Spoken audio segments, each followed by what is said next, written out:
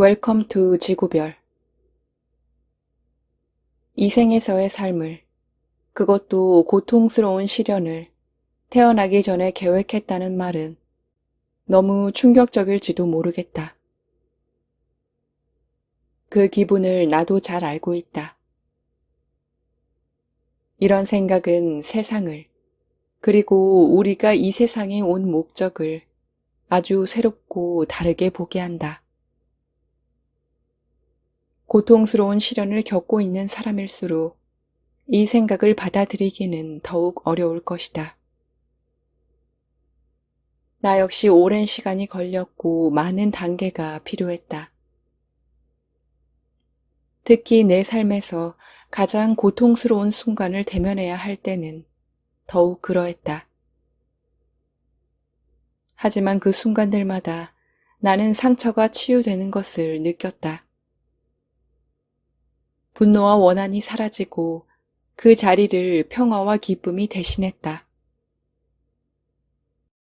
전에는 힘겹기만 하던 삶에서 아름다움을 보았다. 독자들에게 전생 계획을 모두 이해시키려고 이 책을 쓰는 것은 아니다. 다만 이 책을 읽는 이에게 도움이 되었으면 하는 마음에서 그저 알려주는 것이라고 해두자. 이런 관점이 있을 수도 있다고 가능성을 열어두라는 당부만 하려 한다. 이렇게 생각한다고 어떤 이득이 될지 그에 대해 꼭 확실한 답을 얻어야만 하는 것은 아니다. 그저 이렇게 묻는 것으로 족하다. 만일 그 말이 맞다면 어떻게 되는 걸까? 내가 정말 태어나기 전에 이 경험을 계획한 것이라면 나는 왜 그랬을까? 이런 질문을 던지는 것만으로도 삶의 실현에 새로운 의미가 생기고 자기 발견의 여정이 시작될 수 있다. 그 여정에는 영성이나 초물리학에 대한 어떤 믿음도 필요하지 않다. 오직 자신의 성장에 대한 관심과 지혜를 얻고자 하는 마음만 있으면 된다. 지구로 들어올 때 우리는 영혼이었던 우리의 기원을 잊는다. 우리는 몸을 갖고 이 세상에 태어나기 전에 이처럼 자발적으로 기억 상실을 택하리라는 것을 이미 알고 있다.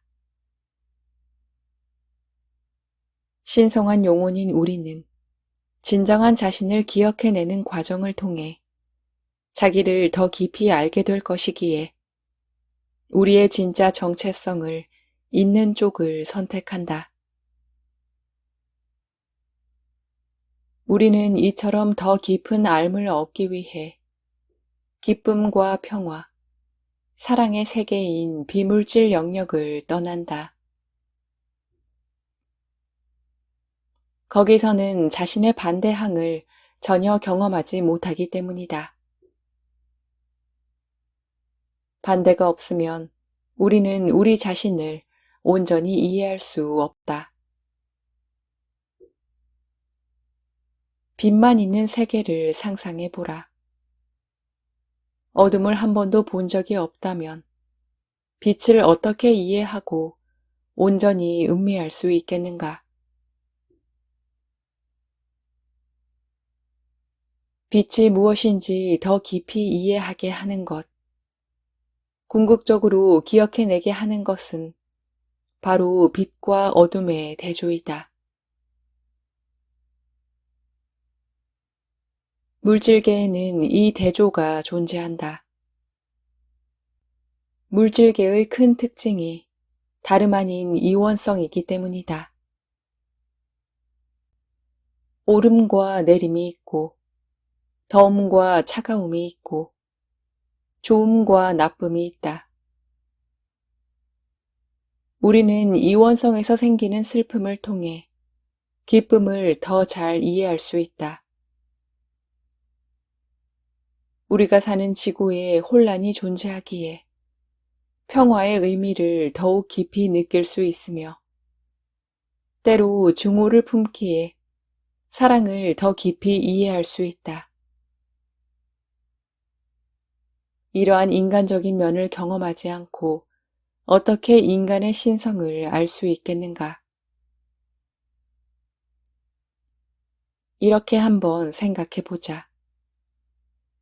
당신은 원래 온 우주에서 가장 아름다운 음악이 연주되는 곳에 살았다. 당신은 이 음악으로 지극한 기쁨과 눈부시도록 빛나는 아름다움을 누린다. 당신의 생이 멈추지 않는 한 이 음악이 늘 들려온다. 한 번도 끊긴 적이 없고 다른 음악이 연주된 적도 없다. 어느 날 당신은 이 음악을 늘 들어왔기 때문에 실은 정말로 들어본 적이 없다는 생각을 하게 된다. 즉, 다른 음악을 전혀 알지 못하기에 그 음악 역시 진짜로 알지 못한다는 것이다. 그래서 당신은 그 음악을 진실로 알아야겠다고 마음 먹는다. 그것이 어떻게 가능할까? 첫 번째 방법은 그 태초의 집에서 들리던 음악이 전혀 없는 곳으로 가는 것이다. 거기서는 어쩌면 불쾌하고 거슬리는 소리가 나는 다른 음악이 연주될 수도 있다.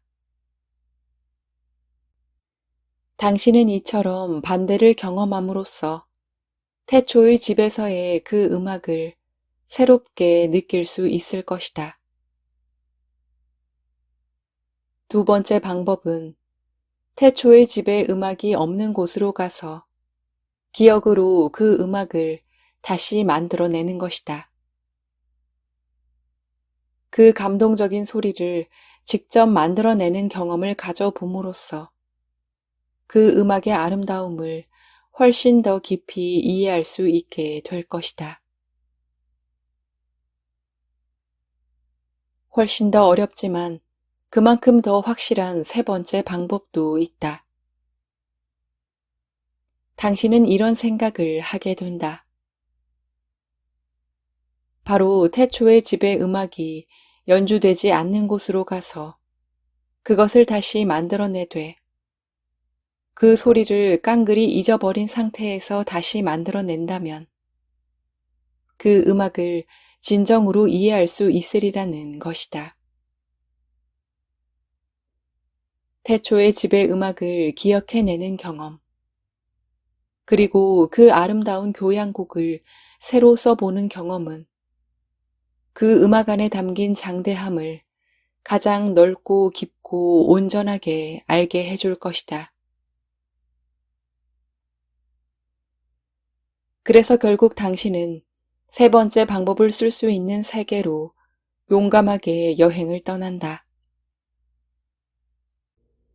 집에서의 기억을 잃어버린 당신은 이곳에서 유일하다고 알고 있는 음악을 듣는다.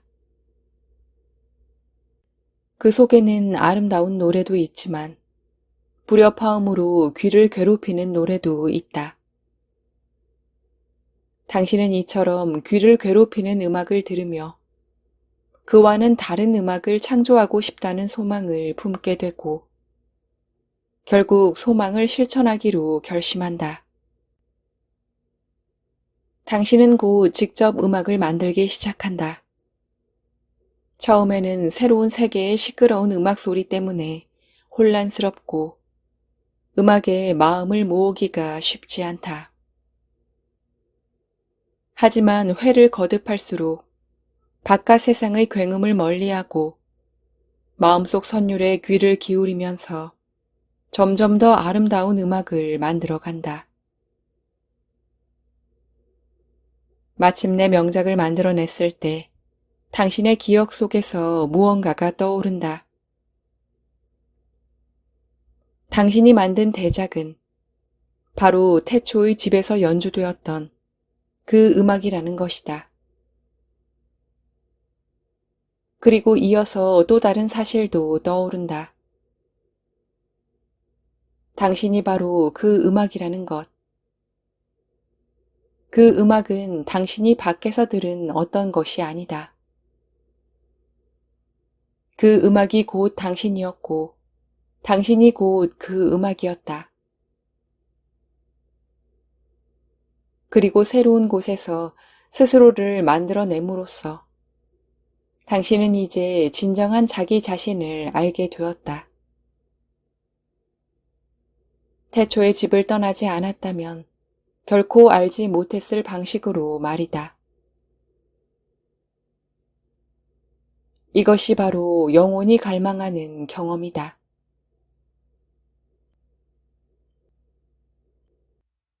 우리 모두는 이 세계의 현재 진동수 안에 심어진 씨앗과 같다. 우리가 시련을 통해 성장하며 자신의 진동수를 끌어올릴 때 세상의 진동수 역시 안으로부터 상승한다. 물잔에 떨어진 잉크 한 방울처럼 우리 각자는 세상 전체의 색조를 바꿀 수 있다.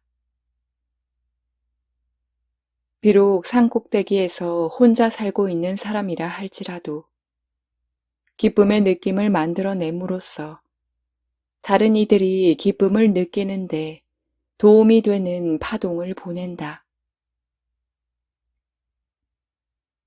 평화의 감정을 만들어낼 때는 전쟁을 끝내는 데 도움이 되는 에너지를 퍼뜨리는 것이며 누군가와 사랑을 할 때는 그 만나는 사람뿐 아니라 우리가 전혀 알지 못하는 사람들까지도 더 잘 사랑할 수 있도록 돕는 것이다. 영혼은 절대 신성의 불꽃이다. 인격체는 일정량의 영혼 에너지가 육체의 옷을 입은 것이다. 인격체는 육체의 생에서만 지속되는 일시적인 특징들과 죽음 이후 영혼과 다시 합쳐지는 불멸의 핵으로 구성된다. 영혼은 광대하며 비단 하나의 육체에만 국한되지 않는다. 한편 각 인격체는 영혼의 깊은 사랑을 받는다. 중요한 것은 인격체가 자유의지를 갖고 있다는 것이다. 따라서 삶의 시련들은 받아들여질 수도 있고 거부될 수도 있다. 지구는 인격체가 태어나기 이전에 쓴 대본을 그대로 따르기도 하고 벗어나기도 하는 무대와 같다. 우리는 삶의 시련에 분노와 적개심으로 대응할 것인지 아니면 사랑과 연민으로 대응할 것인지 그 대응 방법을 선택한다. 시련을 우리 스스로 계획했다는 것을 알게 되면 무엇을 선택해야 할지가 분명해지며 선택은 훨씬 쉬워진다. 육체라는 옷을 입고 있을 때 영혼은 감정을 통하여 우리와 소통한다. 기쁨과 평화, 신남 같은 감정은 사랑의 영혼인 우리가 우리의 진실된 본성과 일치되게 행동하고 생각하고 있다는 뜻이며 두려움과 의심 같은 감정은 그렇지 못하다는 것을 알려준다. 놀랍도록 섬세하게 에너지를 받아들이고 전달하는 우리의 몸은 지금 내가 나를 표현하고 있는 방식이 진정한 내 자신과 일치하는지 아닌지를 감정을 통해 말해준다. 전생 계획은 진정한 내가 아닌 나를 경험하는 방식으로 세워지는데 이는 그 경험을 통해서 진정으로 내가 누구인지를 기억해내게 되기 때문이다. 다시 말해 태초의 집에 아름다운 교향곡을 만들어내기 전에 이 땅 위에서의 귀를 찢을 듯한 소음을 먼저 경험하는 시기다. 나는 그러한 삶의 청사진을 반대를 통해 배우는 삶의 계획이라고 말한다. 예를 들어 깊은 연민의 마음을 가진 어떤 영혼이 연민 자체인 자기 자신을 더 깊이 알고자 소망할 때 그는 불화가 깊은 가족 사이에서 태어나기로 선택할 수 있다. 그는 연민 없는 환경에서 자라나며 연민의 의미와 가치를 더욱 깊이 절감하게 된다.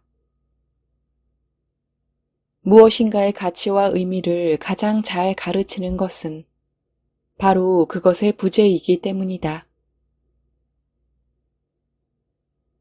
그는 자신이 살아가는 바깥 세계에서 연민을 찾을 수 없으므로 내면으로 눈을 돌려 자기 안에 있는 연민을 기억해내게 된다. 영혼의 관점에서 볼 때 이러한 배움의 과정에서 생기는 고통은 일시적이고 짧지만 그로 인해 얻는 지혜는 진실로 영원하다. 대부분의 영혼들은 다른 영혼을 도우려고 시련을 계획한다. 이러한 마음은 영원한 영혼인 우리가 가진 진정한 본성이다. 시련의 삶을 살고 있는 것처럼 보이는 많은 이들도 사실은 그렇게 남을 돕고 있는 것이다. 예를 들어 알코올 중독을 계획한 영혼이 있다면 그는 다른 이들이 연민을 표현하고 그리하여 연민 자체인 그들 자신을 더욱 깊이 알 수 있게 하려는 목적을 갖고 있다고 할 수 있다. 사회는 알코올 중독자와 같은 이들에게 가차없는 비판을 퍼붓지만 사실은 그들은 우리가 추구하는 목적을 경험할 수 있도록 마치 선물처럼 기회를 주고 있는 것이다. 이 사실을 더 많은 이들이 알게 된다면 얼마나 좋을까? 영혼인 우리는 윤회를 거듭하며 그 사이에 많은 것을 배우지만 배움은 물질계에서 구체적으로 경험할 때 더욱 깊이 각인된다.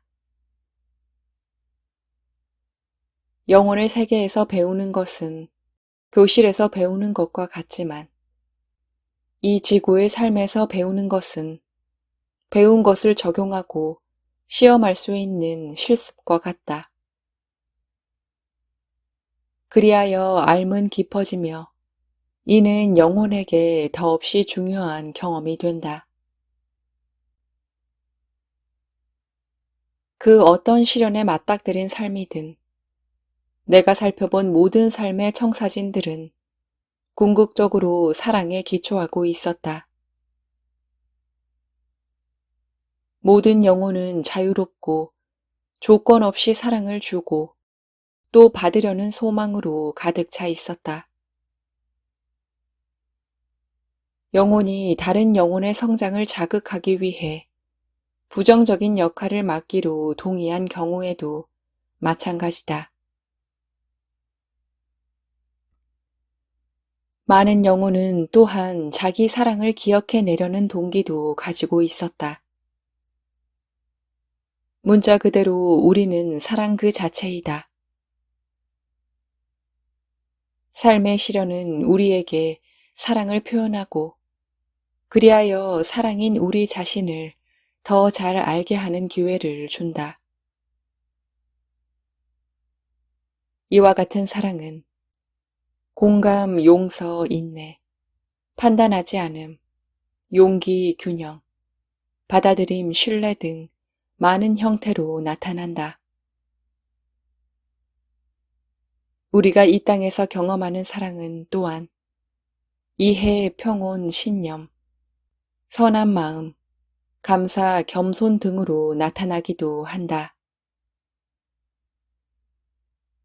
사랑은 전생 계획의 가장 근본적인 주제이며 따라서 이 책의 가장 근본적인 주제이다. 우리는 물질계로 들어올 때 우리 자신인 사랑을 일시적으로 숨긴다. 우리가 자신이 진실로 누구인지를 기억해낼 때 우리 안에 들어있던 빛, 즉 사랑은 모두가 볼 수 있게 환히 빛난다. 나는 그것이 우리가 여기에 있는 까닭이라고 믿는다.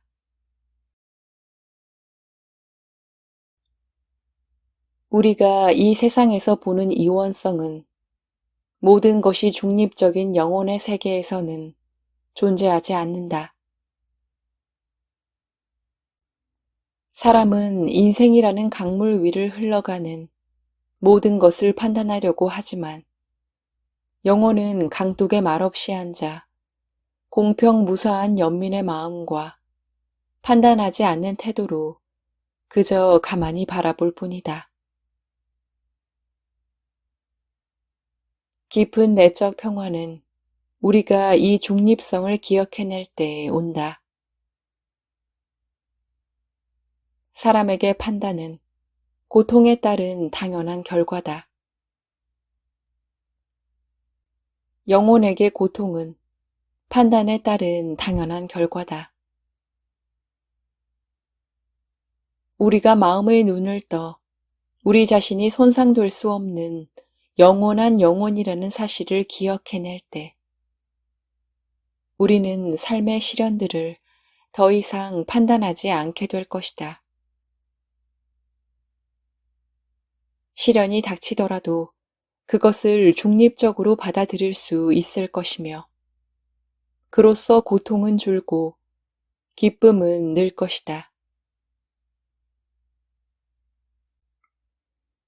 자신을 인격체에서 영혼으로 인식하게 될 때 우리는 자신을 더욱 정확하게 이해하게 된다.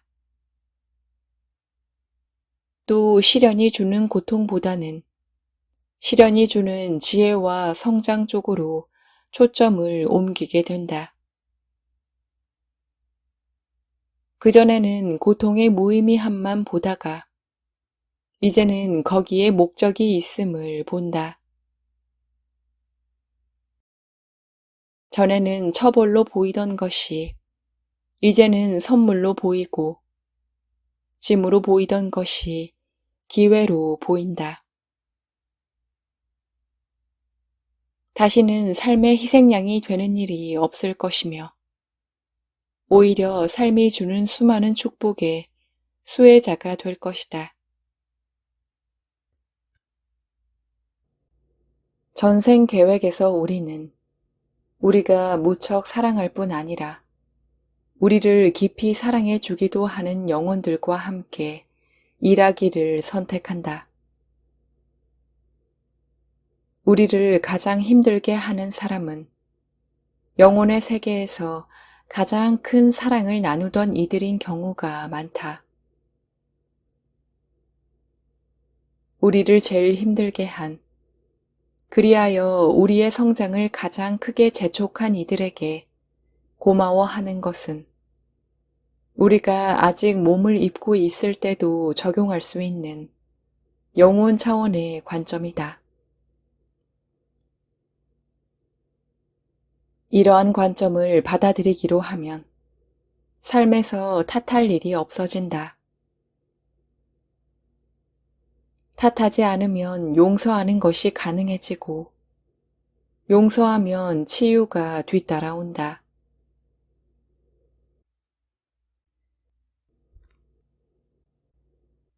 궁극적으로 몸의 죽음은 삶의 계획이 충족되었노라고 영원히 내리는 판단이다.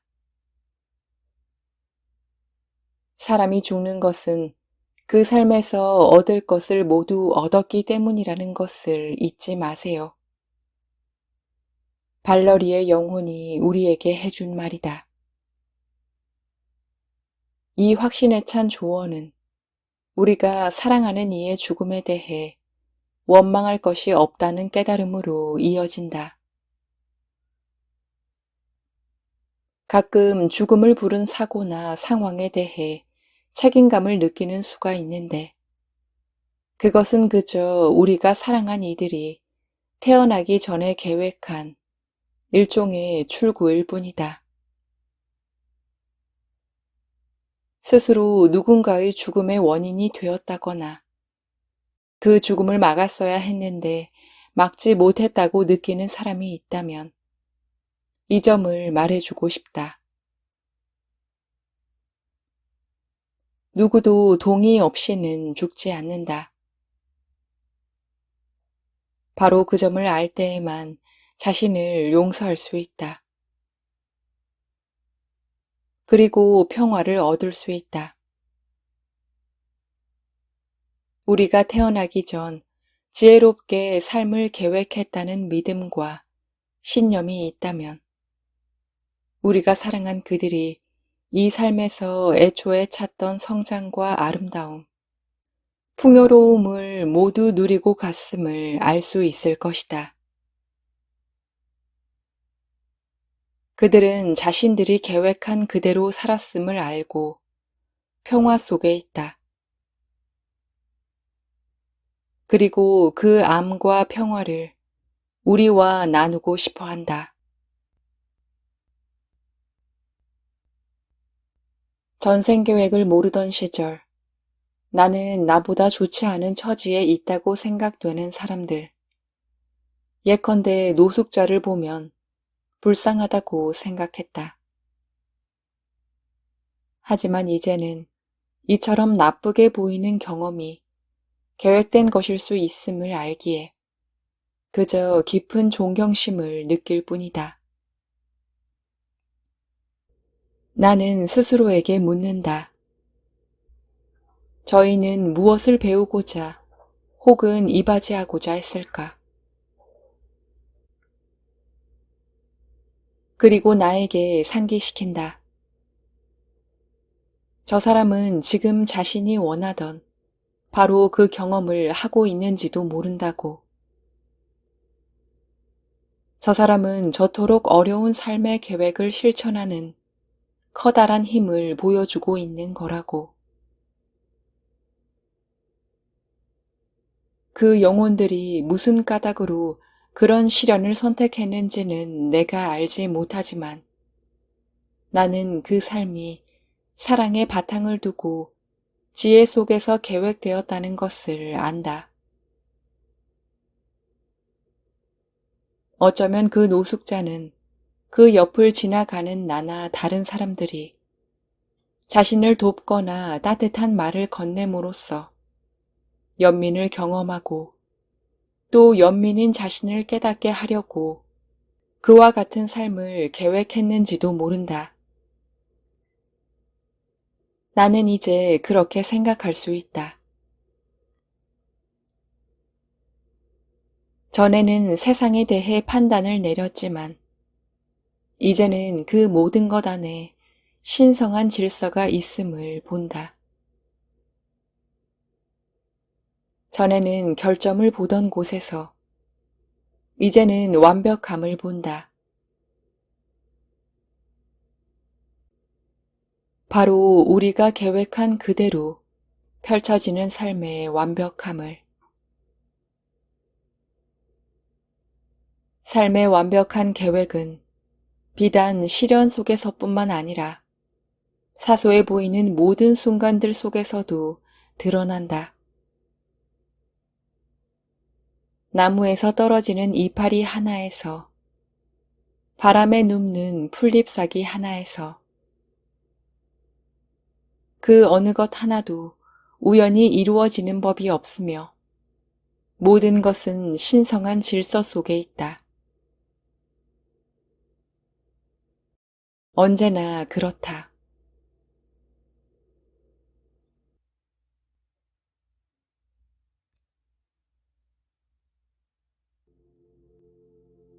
웰컴 투 지구별. 이 생에서의 삶을, 그것도 고통스러운 시련을 태어나기 전에 계획했다는 말은 너무 충격적일지도 모르겠다. 그 기분을 나도 잘 알고 있다. 이런 생각은 세상을, 그리고 우리가 이 세상에 온 목적을 아주 새롭고 다르게 보게 한다.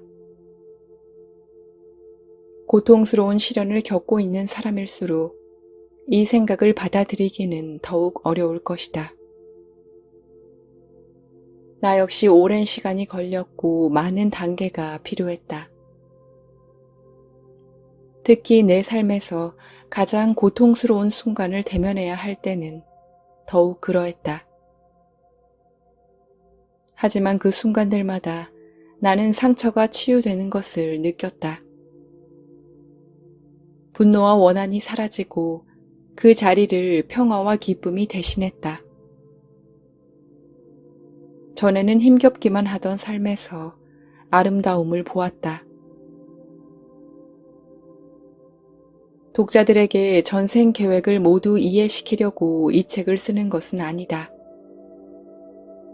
다만 이 책을 읽는 이에게 도움이 되었으면 하는 마음에서 그저 알려주는 것이라고 해두자. 이런 관점이 있을 수도 있다고 가능성을 열어두라는 당부만 하려 한다. 이렇게 생각한다고 어떤 이득이 될지 그에 대해 꼭 확실한 답을 얻어야만 하는 것은 아니다. 그저 이렇게 묻는 것으로 족하다. 만일 그 말이 맞다면 어떻게 되는 걸까? 내가 정말 태어나기 전에 이 경험을 계획한 것이라면 나는 왜 그랬을까? 이런 질문을 던지는 것만으로도 삶의 실현에 새로운 의미가 생기고 자기 발견의 여정이 시작될 수 있다. 그 여정에는 영성이나 초물리학에 대한 어떤 믿음도 필요하지 않다. 오직 자신의 성장에 대한 관심과 지혜를 얻고자 하는 마음만 있으면 된다. 지구로 들어올 때 우리는 영혼이었던 우리의 기원을 잊는다. 우리는 몸을 갖고 이 세상에 태어나기 전에 이처럼 자발적으로 기억 상실을 택하리라는 것을 이미 알고 있다.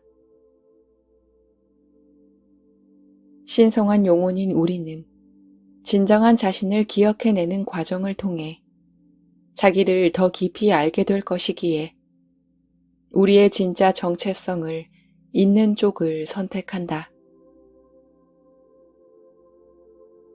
우리는 이처럼 더 깊은 알을 얻기 위해 기쁨과 평화, 사랑의 세계인 비물질 영역을 떠난다.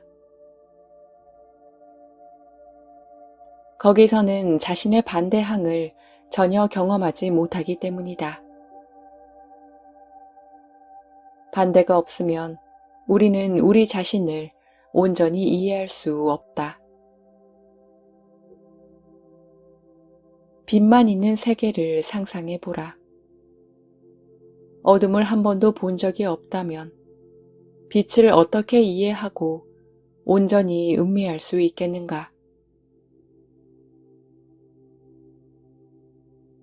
빛이 무엇인지 더 깊이 이해하게 하는 것, 궁극적으로 기억해내게 하는 것은 바로 빛과 어둠의 대조이다. 물질계에는 이 대조가 존재한다. 물질계의 큰 특징이 다름 아닌 이원성이기 때문이다.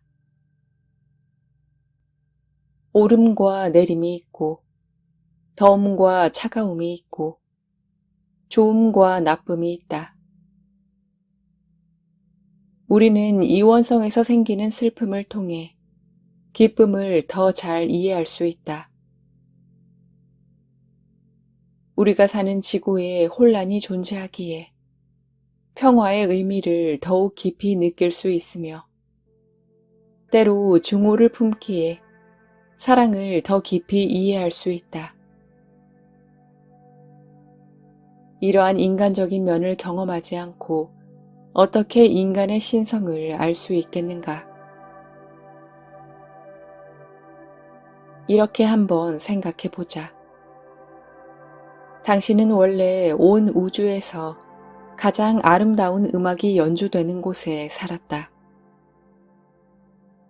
당신은 이 음악으로 지극한 기쁨과 눈부시도록 빛나는 아름다움을 누린다. 당신의 생이 멈추지 않는 한 이 음악이 늘 들려온다. 한 번도 끊긴 적이 없고 다른 음악이 연주된 적도 없다.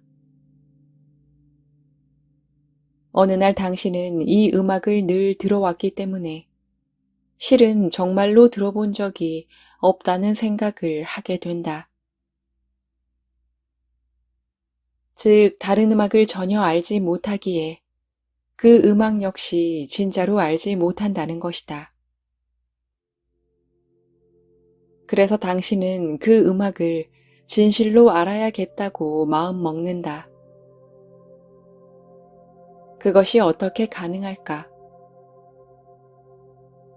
첫 번째 방법은 그 태초의 집에서 들리던 음악이 전혀 없는 곳으로 가는 것이다. 거기서는 어쩌면 불쾌하고 거슬리는 소리가 나는 다른 음악이 연주될 수도 있다.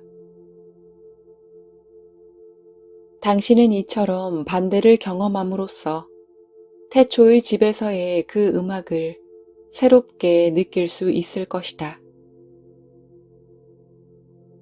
두 번째 방법은 태초의 집에 음악이 없는 곳으로 가서 기억으로 그 음악을 다시 만들어내는 것이다.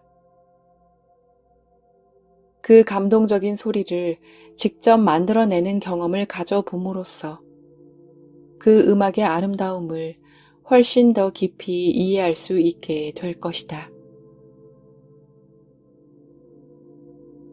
훨씬 더 어렵지만 그만큼 더 확실한 세 번째 방법도 있다. 당신은 이런 생각을 하게 된다. 바로 태초의 집의 음악이 연주되지 않는 곳으로 가서 그것을 다시 만들어내되 그 소리를 깡그리 잊어버린 상태에서 다시 만들어낸다면 그 음악을 진정으로 이해할 수 있으리라는 것이다. 태초의 집의 음악을 기억해내는 경험, 그리고 그 아름다운 교향곡을 새로 써보는 경험은 그 음악 안에 담긴 장대함을 가장 넓고 깊고 온전하게 알게 해줄 것이다. 그래서 결국 당신은 세 번째 방법을 쓸 수 있는 세계로 용감하게 여행을 떠난다. 집에서의 기억을 잃어버린 당신은 이곳에서 유일하다고 알고 있는 음악을 듣는다. 그 속에는 아름다운 노래도 있지만 불협화음으로 귀를 괴롭히는 노래도 있다. 당신은 이처럼 귀를 괴롭히는 음악을 들으며 그와는 다른 음악을 창조하고 싶다는 소망을 품게 되고 결국 소망을 실천하기로 결심한다. 당신은 곧 직접 음악을 만들기 시작한다.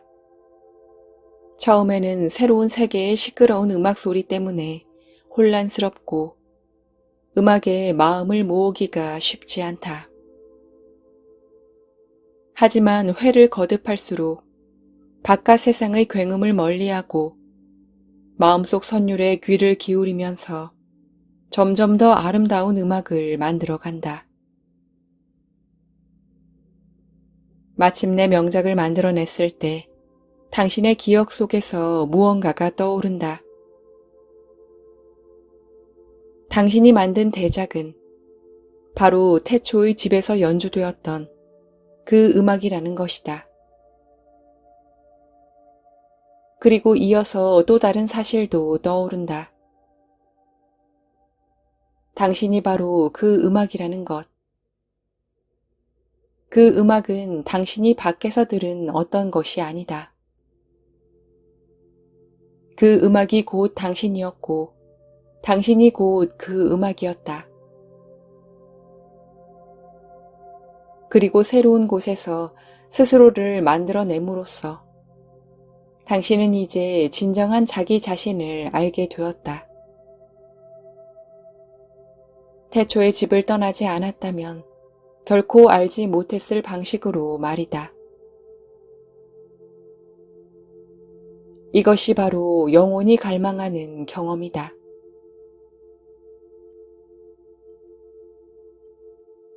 우리 모두는 이 세계의 현재 진동수 안에 심어진 씨앗과 같다. 우리가 시련을 통해 성장하며 자신의 진동수를 끌어올릴 때 세상의 진동수 역시 안으로부터 상승한다. 물잔에 떨어진 잉크 한 방울처럼 우리 각자는 세상 전체의 색조를 바꿀 수 있다. 비록 산꼭대기에서 혼자 살고 있는 사람이라 할지라도 기쁨의 느낌을 만들어냄으로써 다른 이들이 기쁨을 느끼는데 도움이 되는 파동을 보낸다. 평화의 감정을 만들어낼 때는 전쟁을 끝내는데 도움이 되는 에너지를 퍼뜨리는 것이며 누군가와 사랑을 할 때는 그 만나는 사람뿐 아니라 우리가 전혀 알지 못하는 사람들까지도 더 잘 사랑할 수 있도록 돕는 것이다. 영혼은 절대 신성의 불꽃이다. 인격체는 일정량의 영혼 에너지가 육체의 옷을 입은 것이다.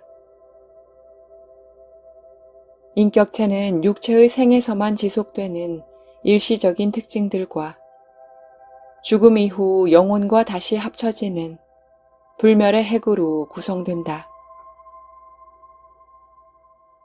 영혼은 광대하며 비단 하나의 육체에만 국한되지 않는다. 한편 각 인격체는 영혼의 깊은 사랑을 받는다. 중요한 것은 인격체가 자유의지를 갖고 있다는 것이다. 따라서 삶의 시련들은 받아들여질 수도 있고 거부될 수도 있다.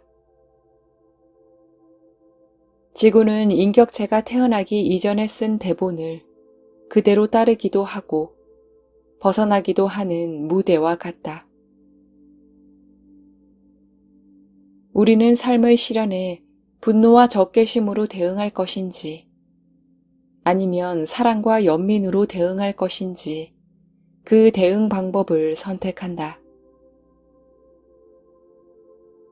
시련을 우리 스스로 계획했다는 것을 알게 되면 무엇을 선택해야 할지가 분명해지며 선택은 훨씬 쉬워진다.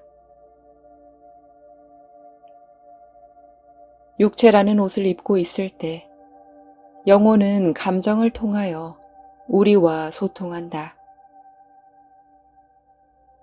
기쁨과 평화, 신남 같은 감정은 사랑의 영혼인 우리가 우리의 진실된 본성과 일치되게 행동하고 생각하고 있다는 뜻이며 두려움과 의심 같은 감정은 그렇지 못하다는 것을 알려준다. 놀랍도록 섬세하게 에너지를 받아들이고 전달하는 우리의 몸은 지금 내가 나를 표현하고 있는 방식이 진정한 내 자신과 일치하는지 아닌지를 감정을 통해 말해준다. 전생 계획은 진정한 내가 아닌 나를 경험하는 방식으로 세워지는데 이는 그 경험을 통해서 진정으로 내가 누구인지를 기억해내게 되기 때문이다. 다시 말해 태초의 집에 아름다운 교향곡을 만들어내기 전에 이 땅 위에서의 귀를 찢을 듯한 소음을 먼저 경험하는 시기다. 나는 그러한 삶의 청사진을 반대를 통해 배우는 삶의 계획이라고 말한다. 예를 들어 깊은 연민의 마음을 가진 어떤 영혼이 연민 자체인 자기 자신을 더 깊이 알고자 소망할 때 그는 불화가 깊은 가족 사이에서 태어나기로 선택할 수 있다. 그는 연민 없는 환경에서 자라나며 연민의 의미와 가치를 더욱 깊이 절감하게 된다. 무엇인가의 가치와 의미를 가장 잘 가르치는 것은 바로 그것의 부재이기 때문이다. 그는 자신이 살아가는 바깥 세계에서 연민을 찾을 수 없으므로 내면으로 눈을 돌려 자기 안에 있는 연민을 기억해내게 된다. 영혼의 관점에서 볼 때 이러한 배움의 과정에서 생기는 고통은 일시적이고 짧지만 그로 인해 얻는 지혜는 진실로 영원하다. 대부분의 영혼들은 다른 영혼을 도우려고 시련을 계획한다. 이러한 마음은 영원한 영혼인 우리가 가진 진정한 본성이다. 시련의 삶을 살고 있는 것처럼 보이는 많은 이들도 사실은 그렇게 남을 돕고 있는 것이다. 예를 들어 알코올 중독을 계획한 영혼이 있다면 그는 다른 이들이 연민을 표현하고 그리하여 연민 자체인 그들 자신을 더욱 깊이 알 수 있게 하려는 목적을 갖고 있다고 할 수 있다. 사회는 알코올 중독자와 같은 이들에게 가차없는 비판을 퍼붓지만 사실은 그들은 우리가 추구하는 목적을 경험할 수 있도록 마치 선물처럼 기회를 주고 있는 것이다. 이 사실을 더 많은 이들이 알게 된다면 얼마나 좋을까? 영혼인 우리는 윤회를 거듭하며 그 사이에 많은 것을 배우지만 배움은 물질계에서 구체적으로 경험할 때 더욱 깊이 각인된다. 영혼의 세계에서 배우는 것은 교실에서 배우는 것과 같지만 이 지구의 삶에서 배우는 것은 배운 것을 적용하고 시험할 수 있는 실습과 같다. 그리하여 알은 깊어지며 이는 영혼에게 더없이 중요한 경험이 된다. 그 어떤 시련에 맞닥뜨린 삶이든 내가 살펴본 모든 삶의 청사진들은 궁극적으로 사랑에 기초하고 있었다. 모든 영혼은 자유롭고 조건 없이 사랑을 주고 또 받으려는 소망으로 가득 차 있었다. 영혼이 다른 영혼의 성장을 자극하기 위해 부정적인 역할을 맡기로 동의한 경우에도 마찬가지다. 많은 영혼은 또한 자기 사랑을 기억해내려는 동기도 가지고 있었다. 문자 그대로 우리는 사랑 그 자체이다.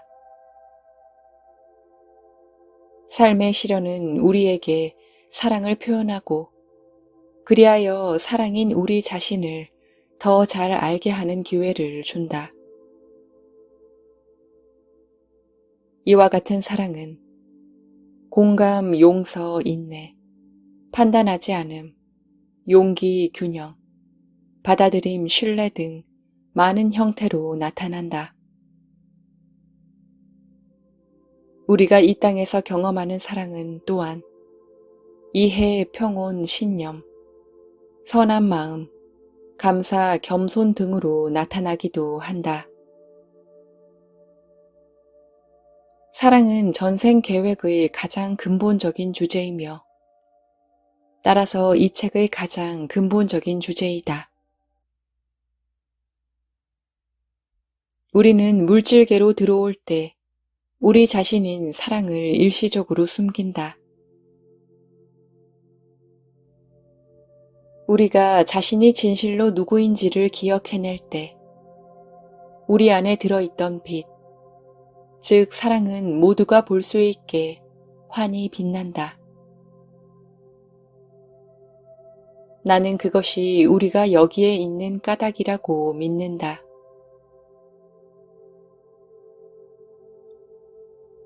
우리가 이 세상에서 보는 이원성은 모든 것이 중립적인 영혼의 세계에서는 존재하지 않는다. 사람은 인생이라는 강물 위를 흘러가는 모든 것을 판단하려고 하지만 영혼은 강둑에 말없이 앉아 공평무사한 연민의 마음과 판단하지 않는 태도로 그저 가만히 바라볼 뿐이다. 깊은 내적 평화는 우리가 이 중립성을 기억해낼 때 온다. 사람에게 판단은 고통에 따른 당연한 결과다. 영혼에게 고통은 판단에 따른 당연한 결과다. 우리가 마음의 눈을 떠 우리 자신이 손상될 수 없는 영원한 영혼이라는 사실을 기억해낼 때 우리는 삶의 시련들을 더 이상 판단하지 않게 될 것이다. 시련이 닥치더라도 그것을 중립적으로 받아들일 수 있을 것이며 그로써 고통은 줄고 기쁨은 늘 것이다. 자신을 인격체에서 영혼으로 인식하게 될 때 우리는 자신을 더욱 정확하게 이해하게 된다. 또 시련이 주는 고통보다는 시련이 주는 지혜와 성장 쪽으로 초점을 옮기게 된다. 그전에는 고통의 무의미함만 보다가 이제는 거기에 목적이 있음을 본다. 전에는 처벌로 보이던 것이 이제는 선물로 보이고 짐으로 보이던 것이 기회로 보인다.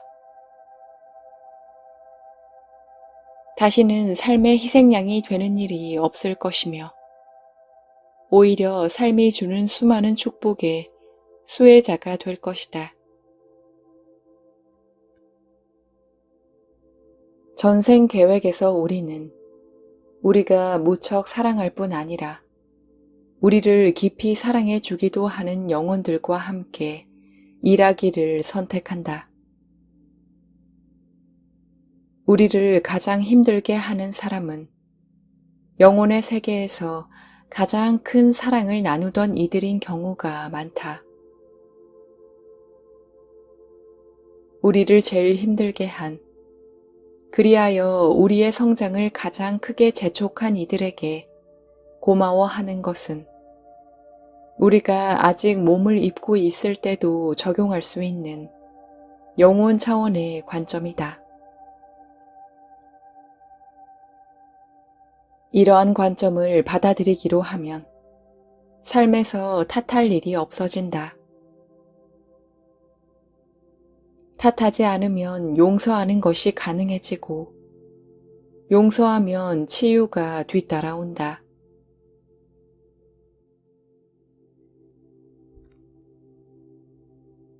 궁극적으로 몸의 죽음은 삶의 계획이 충족되었노라고 영혼이 내리는 판단이다. 사람이 죽는 것은 그 삶에서 얻을 것을 모두 얻었기 때문이라는 것을 잊지 마세요. 발러리의 영혼이 우리에게 해준 말이다. 이 확신에 찬 조언은 우리가 사랑하는 이의 죽음에 대해 원망할 것이 없다는 깨달음으로 이어진다. 가끔 죽음을 부른 사고나 상황에 대해 책임감을 느끼는 수가 있는데 그것은 그저 우리가 사랑한 이들이 태어나기 전에 계획한 일종의 출구일 뿐이다. 스스로 누군가의 죽음의 원인이 되었다거나 그 죽음을 막았어야 했는데 막지 못했다고 느끼는 사람이 있다면 이 점을 말해주고 싶다. 누구도 동의 없이는 죽지 않는다. 바로 그 점을 알 때에만 자신을 용서할 수 있다. 그리고 평화를 얻을 수 있다. 우리가 태어나기 전 지혜롭게 삶을 계획했다는 믿음과 신념이 있다면 우리가 사랑한 그들이 이 삶에서 애초에 찾던 성장과 아름다움, 풍요로움을 모두 누리고 갔음을 알 수 있을 것이다. 그들은 자신들이 계획한 그대로 살았음을 알고 평화 속에 있다. 그리고 그 암과 평화를 우리와 나누고 싶어 한다. 전생 계획을 모르던 시절, 나는 나보다 좋지 않은 처지에 있다고 생각되는 사람들, 예컨대 노숙자를 보면 불쌍하다고 생각했다. 하지만 이제는 이처럼 나쁘게 보이는 경험이 계획된 것일 수 있음을 알기에 그저 깊은 존경심을 느낄 뿐이다. 나는 스스로에게 묻는다. 저희는 무엇을 배우고자 혹은 이바지하고자 했을까? 그리고 나에게 상기시킨다. 저 사람은 지금 자신이 원하던 바로 그 경험을 하고 있는지도 모른다고. 저 사람은 저토록 어려운 삶의 계획을 실천하는 커다란 힘을 보여주고 있는 거라고. 그 영혼들이 무슨 까닭으로 그런 시련을 선택했는지는 내가 알지 못하지만 나는 그 삶이 사랑의 바탕을 두고 지혜 속에서 계획되었다는 것을 안다. 어쩌면 그 노숙자는 그 옆을 지나가는 나나 다른 사람들이 자신을 돕거나 따뜻한 말을 건네므로써 연민을 경험하고 또 연민인 자신을 깨닫게 하려고 그와 같은 삶을 계획했는지도 모른다. 나는 이제 그렇게 생각할 수 있다. 전에는 세상에 대해 판단을 내렸지만 이제는 그 모든 것 안에 신성한 질서가 있음을 본다. 전에는 결점을 보던 곳에서 이제는 완벽함을 본다. 바로 우리가 계획한 그대로 펼쳐지는 삶의 완벽함을. 삶의 완벽한 계획은 비단 시련 속에서뿐만 아니라 사소해 보이는 모든 순간들 속에서도 드러난다. 나무에서 떨어지는 이파리 하나에서, 바람에 눕는 풀잎사기 하나에서, 그 어느 것 하나도 우연히 이루어지는 법이 없으며 모든 것은 신성한 질서 속에 있다. 언제나 그렇다.